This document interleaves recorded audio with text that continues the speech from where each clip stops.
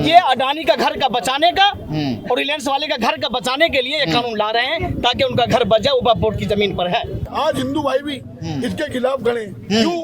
क्योंकि ये कानून अब सरकार हो गई कंगली, वो हो गई बर्बाद। अब वो क्या कर रही, इसकी जगह कब्जा लूं, उसकी जगह कब्जा लूं। आज हमारा नंबर है, कल सिखों का नंबर भी आएगा, दलितों का नंबर भी आएगा। हमारी मस्जिदें, हमारी मदरसा, हमारे खानकाह को जमीन जो हमारे पूर्वजों ने जो हमको कब दे करके किया, वक्फ करके किया, उसके ऊपर इनकी नीयत खराब है। ये उस जमीन को हड़प करके अपने दोस्तों को देना चाहते हैं। हिंदुस्तान के अंदर ऐसी मंदिरें हैं, जितना हिंदुस्तान में दौलत है उतना उस मंदिर में दौलत है, मगर हम लोग इंटरफेयर नहीं करते। किसी के धर्म में हमारा इंटरफेयर नहीं है, तो हमारे धर्म के अंदर किसी का इंटरफेयर क्यों हो? वक्फ बोर्ड का काला कानून वापस लो, वापस लो, वक्फ बोर्ड का काला कानून वापस लो, वक्फ बोर्ड का काला कानून वापस लो, वक्फ बोर्ड का काला कानून वापस लो, वक्फ बोर्ड का काला कानून वापस लो, वक्फ बोर्ड का काला कानून वापस लो।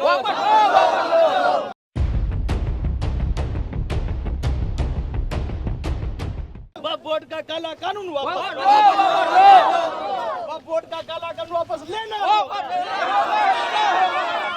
काला कानून वापस लेना होगा, वक्फ बोर्ड का काला कानून वापस लेना होगा, वक्फ बोर्ड का काला कानून वापस लेना होगा, वक्फ बोर्ड का काला कानून वापस लेना होगा।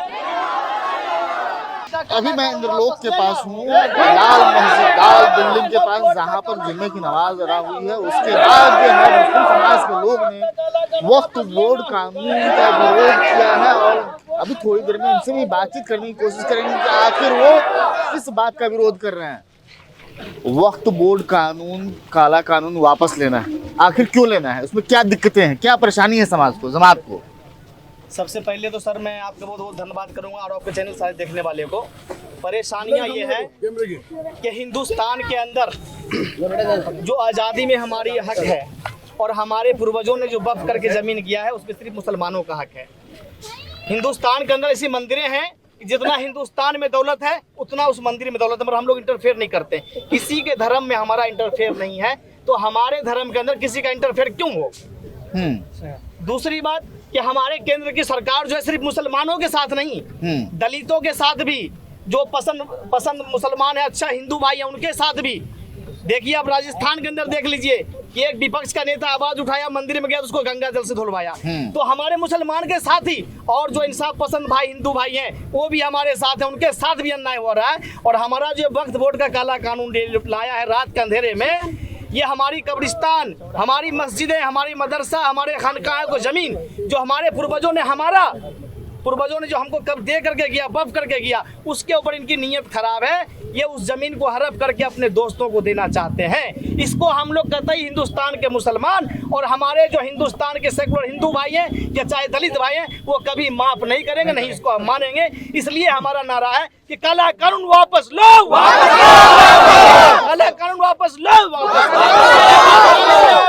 संसद में हर समाज के लोगों ने, बहुजन समाज के लोगों ने, दलित समाज के भी, मुस्लिम समाज के लोगों ने भी इसके पक्ष में वोट किया, और तब जाकर ये बिल पास हुआ दोनों जगहों पर। आज उनकी संख्या ज्यादा है संसद के अंदर, तो वो आज कुछ भी पास करा सकते हैं, इसमें कोई डाउट नहीं है। वो जो चाहेंगे वो पास करा लेंगे।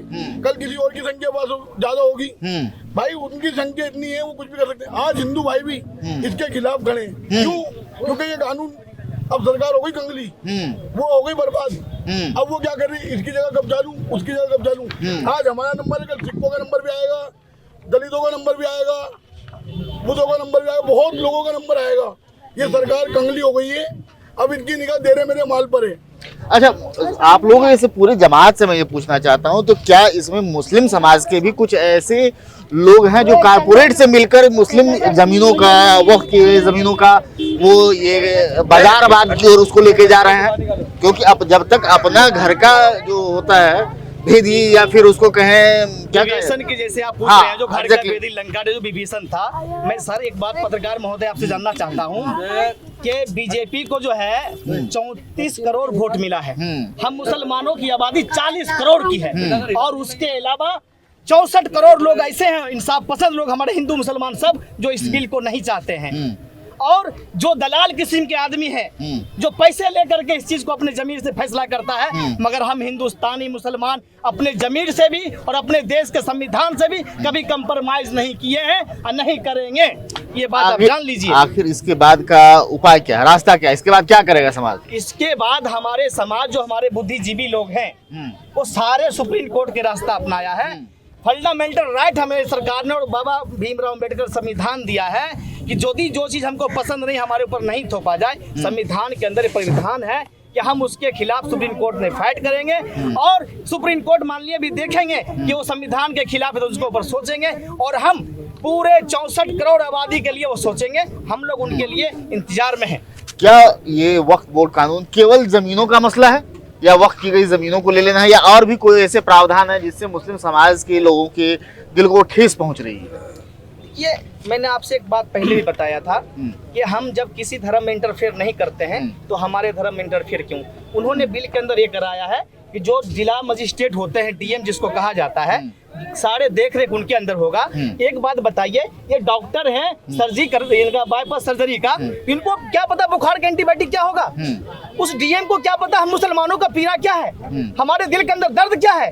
आप बताएं तो उनको बताएं हमको हमारी क्या पीड़ा है। अगर मान लीजिए कि अगर आपको ये जमीन या ये घर आपका है, तो अगर आप मान लीजिए मैं मांगू, ये मांगे, भाई अपने जमीन की कागज दिखा दो, तो दिक्कत क्या है? नहीं सर, दिक्कत नहीं। आप एक बात बताइए, मोदी जी हमारे माननीय प्रधानमंत्री हैं, उनके ग्रैंडफादर के ग्रैंडफादर कोई पेपर है उनका?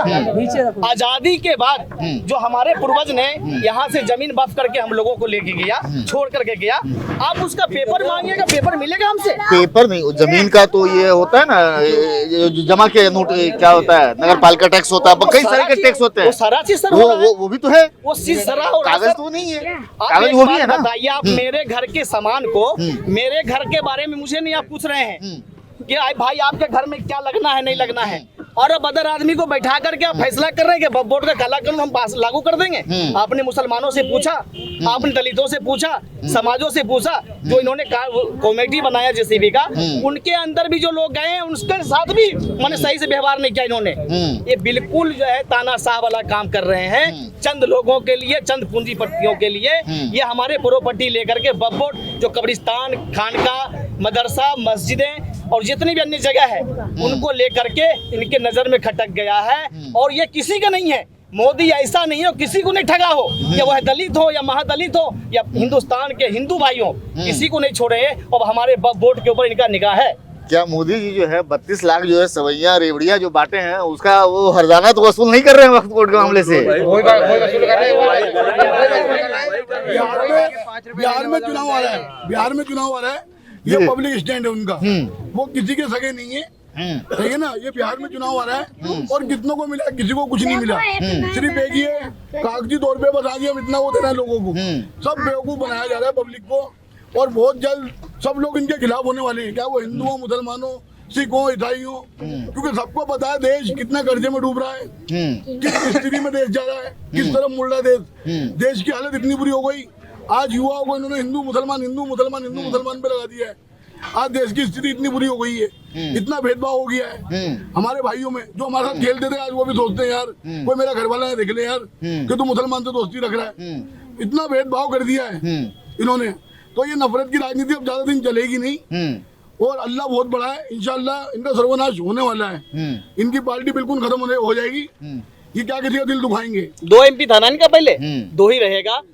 हमारे हिंदू भाई के समाज में जब किसी औरत से शादी होता है किसी भाई का, तो 7 फेरा लिया जाता है और 7 जन्मों का कसम खिलाया जाता है, कसम खिलाया जाता है। बिल्कुल। हमारे माननीय मोदी जी जब अपने पत्नी के नहीं हुए, जो 7 फेरा लिया, उन्होंने 7 कसम खाया।